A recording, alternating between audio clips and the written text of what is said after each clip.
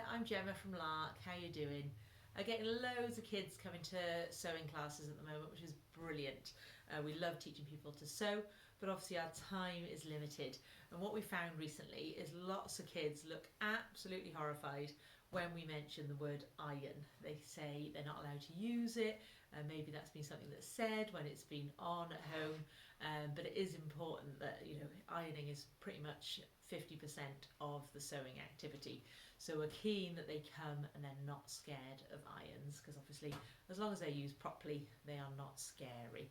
So it would be great if before they came you dug out your iron. I know hardly anyone uses them anymore, and then showed them obviously that the silver plate is hot.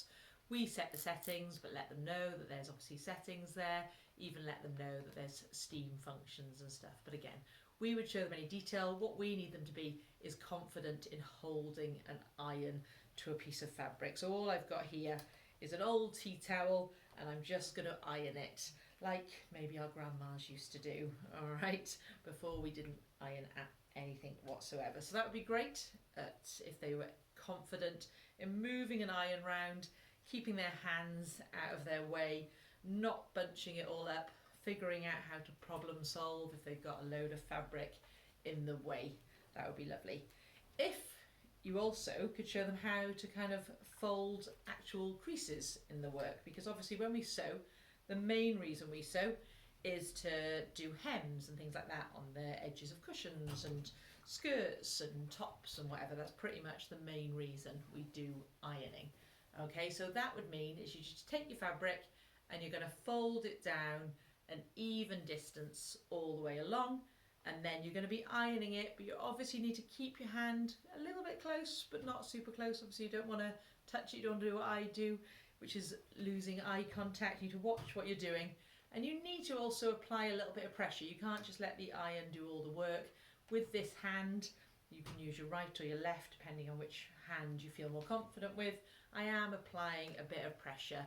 It wouldn't hurt for them to do like an accordion fold all the way down the tea towel, practicing over and over again, trying to get those straight lines as perfect as possible. Obviously it swivels on its wire as well, so again it's good that they would know that they don't feel kind of nervous about turning the direction. All right, so that would be absolutely brilliant. There's one other thing that it would be great for them to come. What we're finding is that they've only used the cheapest, rubbishest kids' scissors, and they haven't used adults' scissors. Or can I just add one more thing about the iron? Can you just make sure as well they remember that you don't leave it like that. Every time we do a craft club, we smell something and then we come back in the room and the iron has been left like that.